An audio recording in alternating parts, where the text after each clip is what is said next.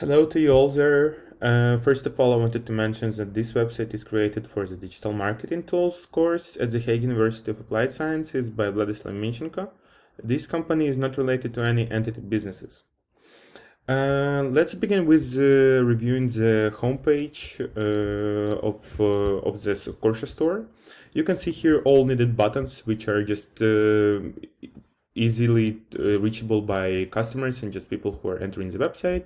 You can see the shop page with the collections. Over there is a contact about us and track your order for people who ordered already.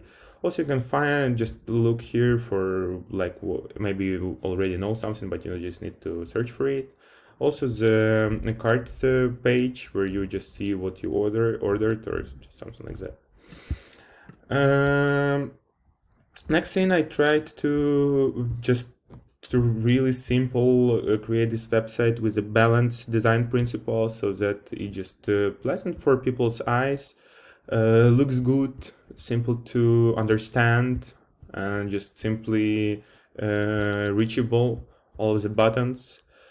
And also I tried to make as many features, but as useful as many features as possible. For example, the best sellers, where people can just check what are the most common